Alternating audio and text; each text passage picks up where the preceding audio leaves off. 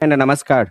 आपका फिर से हमारे यूट्यूब, फेसबुक, लिंक्डइन, ट्विटर आप जहाँ पे भी देख रहे हैं, वहाँ पे स्वागत है। आज से हम लोग डिटरमिनेंट्स का चैप्टर नंबर 4 है, जिसमें 4.1, 4.2 से लेकर के 4.6 तक हम लोगों को क्या करना बाबू पढ़ना है। जिसमें हम लोग 4.1 आज से स्टार्ट कर रहे हैं। सबसे पहले जो हम लोग चर्चा करेंगे कि थ्योरी पार्ट क्या है, इसके बाद इसका चैप्टर में 4.1 में क्वेश्चन कौन कौन है, इस सबको सॉल्व करना है। इसमें पिछले साल में जितना भी पूछा हुआ क्वेश्चन है, उस क्वेश्चन को हम लोग बारी बारी से सॉल्व करेंगे डेली। तो चलिए हम लोग क्लास को अब स्टार्ट करें। आप इन लोगों का जो है बाबू, आप इन लोगों का जो है बाबू, ध्यान से देखिएगा। एक्सरसाइज है 4.1, चैप्टर का नाम है डिटर्मिनेंट्स, जिसको हम लोग आव्यूह का सारणी कहते हैं। हिंदी में आव्यूह का सारणिक, जिसको इंग्लिश में कहते हैं डिटर्मिनेंट्स। सबसे पहले हम लोगों को जानना है कि डिटर्मिनेंट्स हम लोग कहते हैं किसको, डिटर्मिनेंट्स हम लोग कहते हैं किसको, इसके बारे में हम लोगों को चर्चा करना है। डिटर्मिनेंट्स किसे कहते हैं, ये चर्चा करना है। तो सबसे डिटर्मिनेंट्स को जानने से पहले हम लोगों को जानना पड़ेगा आव्यूह के बारे में। हम लोग जो पीछे चर्चा किए थे, 14-15 क्लास चला था मैट्रिक्स का, उसमें हम लोग एक टाइप का मैट्रिक्स पढ़े थे, स्क्वायर मैट्रिक्स, जिसको हम लोग बोले थे बड़गाव्यूह। बड़गाव्यूह का परिभाषा कहता है कि जिसमें पंक्ति और स्तंभ की संख्या समान हो, उसे हम लोग क्या कहते हैं बाबू, बड़गाव्यूह कहते हैं। उसे क्या कहते हैं, बड़गाव्यूह कहते हैं। जब बड़गाव्यूह कहते हैं तो एक बात बताइए, जब भी हमको डिटर्मिनेंट्स पता करना हो, जब भी हम लोगों को डिटर्मिनेंट्स पता करना हो, तो डिटर्मिनेंट्स पता करने के लिए सबसे पहले हमको चेक करना पड़ेगा क्या ये स्क्वायर मैट्रिक्स है। यदि स्क्वायर मैट्रिक्स है तो ही हम लोग क्या कर सकते हैं, तो ही हम लोग क्या कर सकते हैं, इसका डिटर्मिनेंट्स निकाल सकते हैं। और इसके अलावा रेक्टेंगुलर मैट्रिक्स या पंक्ति आव्यूह या स्तंभ आव्यूह जो भी हो, उस सब का हम लोग क्या कर सकते हैं, डिटर्मिनेंट्स नहीं निकाल सकते हैं। मैट्रिक्स का मतलब होता है सिर्फ संख्याओं का खेला, संख्याओं का खेला, बस उसके साथ हम लोग खेलते रहते हैं। जब भी हम लोग जब हम लोगों को यदि किसी मैट्रिक्स का मान निकालने का बारी आए, तो हम लोग कहाँ आते हैं, डिटर्मिनेंट्स में आते हैं। तो सबसे पहले हम लोगों को जानना पड़ेगा कि डिटर्मिनेंट्स हम लोग कहते हैं किसको। तो डिटर्मिनेंट्स का परिभाषा क्या कहता है, इसको ध्यान से देखिएगा। डिटर्मिनेंट्स जिसको बोलते हैं आव्यूह का सारणिक, किसी वर्ग आव्यूह। तो सबसे पहला टॉपिक है कि वर्ग आव्यूह। जैसे डिटर्मिनेंट्स की बात हो तो हम लोगों को कहाँ पे आना पड़ेगा, वर्ग आव्यूह पे आना ही पड़ेगा, जिसको हम लोग इंग्लिश में कहते हैं स्क्वायर मैट्रिक्स से प्राप्त एक संख्यात्मक मान, एक संख्यात्मक मान जिसको हम लोग बोलते हैं न्यूमेरिकल वैल्यू, को हम लोग डिटर्मिनेंट्स कहते हैं। फिर से बोलते हैं, किसी वर्गाव्यूह, किसी वर्गाव्यूह से प्राप्त, किसी वर्गाव्यूह से प्राप्त एक संख्यात्मक मान जो न्यूमेरिकल वैल्यू है, जो न्यूमेरिकल वैल्यू है, उस वैल्यू को ही हम लोग क्या कहते हैं बाबू, डिटर्मिनेंट्स कहते हैं। फिर से समझिएगा, यदि कोई एक वर्गाव्यूह हो और यदि उसका हम जो मान निकालते हैं या मान निकालने की जो विधि है या प्रक्रिया है, उसको मान निकालने की विधि या प्रक्रिया को ही हम लोग क्या कहते हैं, तो डिटर्मिनेंट्स कहते हैं। यदि ए कोई वर्गाव्यूह है, यदि ए कोई क्या है, वर्गाव्यूह है, तो उसकी सारणी को हम लोग मॉड ए से या डेट ए से या कभी कभी हम लोग डेल से भी क्या करते हैं, सूचित करते हैं। तो अभी हम लोगों ने चर्चा किया कि मैट्रिक्स किसे कहते हैं और मैट्रिक्स को हम लोग किससे सूचित करते हैं। एक बार फिर से बोल देते हैं, किसी वर्गाव्यूह से प्राप्त एक संख्यात्मक मान या न्यूमेरिकल वैल्यू को ही हम लोग क्या कहते हैं बाबू, डिटर्मिनेंट्स कहते हैं। और डिटर्मिनेंट्स को हम लोग किससे सूचित करते हैं, मॉड ए सूचित करते हैं या डेट ए सूचित करते हैं या डेल से सूचित करते हैं। बताइए, इतना में किसी को समझने में दिक्कत है, दिक्कत है तो कमेंट में बताइए। यहाँ पे आपके सामने 3 फोटो दिख रहा है, 3 फोटो दिख रहा है। इसमें इसमें 3 फोटो जो आपको दिख रहा है बाबू, ध्यान से देखिएगा।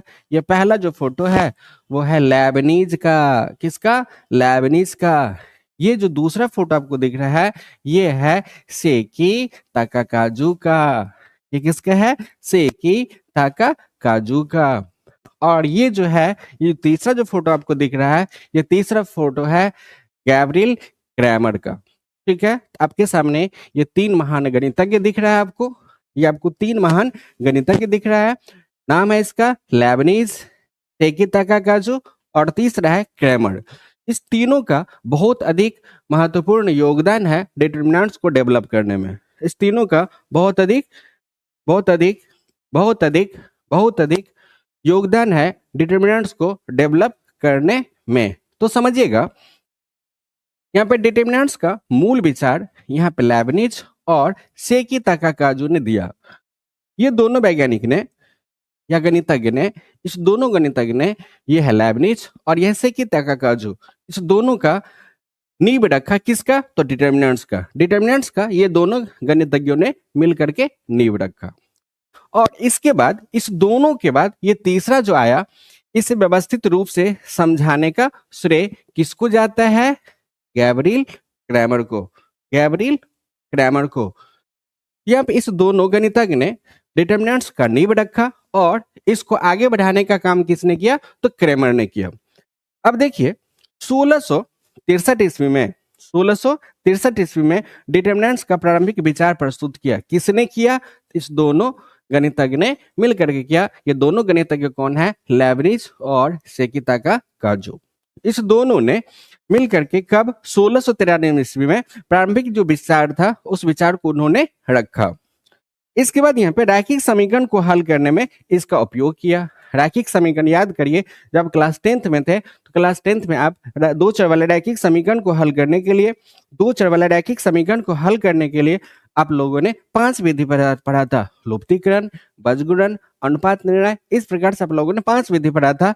अब जो है हम लोग क्लास 12th में दो चर वाला रैखिक समीकरण हो चाहे तीन चर वाला रैखिक समीकरण हो, उसको हल करने के लिए हम लोग किसका प्रयोग करेंगे? तो डिटर्मिनेंट्स का प्रयोग करेंगे जी।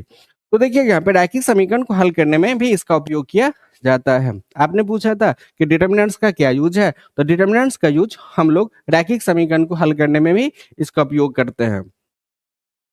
यहाँ पर सेकी ताकाकाजू जो है वो कौन थे? तो जापान के एक महान गणितज्ञ थे। कहाँ के? जापान के क्या थे? एक महान गणितज्ञ थे। कौन? सेकी ताकाकाजू। इसके बाद यहाँ पर है कि लेबनिज के लगभग उसी समय डिटर्मिनेंट्स जैसा सिद्धांत विकसित किया। सबसे पहले किसने आया? सेकी ताकाकाजू ने। इसलिए जापान का क्या था? एक महान गणितज्ञ था। कब? तो 1693 ईस्वी में अपना विचार प्रस्तुत किया। इसके बाद यहाँ पे लेबनिज ये जो है लेबनिज लगभग उसी समय में डिटर्मिनेंट्स जैसे सिद्धांत का क्या किया? विकास किया। अब इसके बाद 1693 के बाद आया 1750 ईस्वी में क्रैमर ने अपना एक नियम दिया। किसने? क्रैमर ने अपना एक नियम दिया जो बहुत अधिक इंपॉर्टेंट है क्लास 12th के दृष्टिकोण से, जो आपके बोर्ड एग्जाम में या हायर कंपटीशन हो, जेईई मेंस हो, ठीक है, जेईई एडवांस हो, क्रैमर का रोल पूछता ही पूछता है। यहाँ पर डिटर्मिनेंट्स को व्यवस्थित रूप से प्रस्तुत किया। किसने किया? क्रैमर ने। तो सबसे पहले नींव किसने रखा? नींव रखा लेबनिज और सेकी ताकाकाजू ने। लेबनिज और सेकी ताकाकाजू ने। सबसे पहले कौन आया? 1693 ईस्वी में सेकी ताकाकाजू ने अपना प्रारंभिक विचार प्रस्तुत किया। इसके बाद जो है कौन आया? लेबनिज। लेबनिज ने क्या किया? उसी समय में डिटर्मिनेंट्स ऐसा सिद्धांत को उसने विकसित किया। जब इस दोनों ने जब डिटर्मिनेंट्स का विकसित कर लिया तो फिर कौन आया? क्रैमर आया, जिसने अपना एक रूल दिया जिससे हम लोग दो चर वाला रैखिक समीकरण हो चाहे तीन चर वाला रैखिक समीकरण हो, उसको हम लोग बहुत आसानी से क्या कर सकते हैं? सॉल्व कर सकते हैं।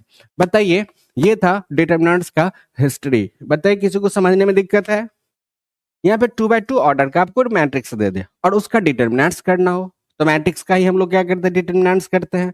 जब आपको 2x2 ऑर्डर का मैट्रिक्स दे दे और उसका क्या करना हो? डिटर्मिनेंट्स करना हो, तो डिटर्मिनेंट्स करने के लिए मान लेते हैं कि ए हमारा कोई स्क्वायर मैट्रिक्स, तो बता ना बाबू 2x2 ऑर्डर का है। इसमें कितना पंक्ति है? एक पंक्ति और दो पंक्ति। कितना स्तंभ है? तो दो स्तंभ, मतलब 2x2 ऑर्डर है। जब 2x2 ऑर्डर है, जब ये 2x2 ऑर्डर है तो अपने लोगों को क्या करना है? जब ये 2x2 ऑर्डर का है तो अपने लोगों को क्या करना है? तो ध्यान से समझिएगा बाबू, ध्यान से समझिएगा। यहाँ पे करना क्या है? ए को अपने लोगों को डी के साथ क्या करना है?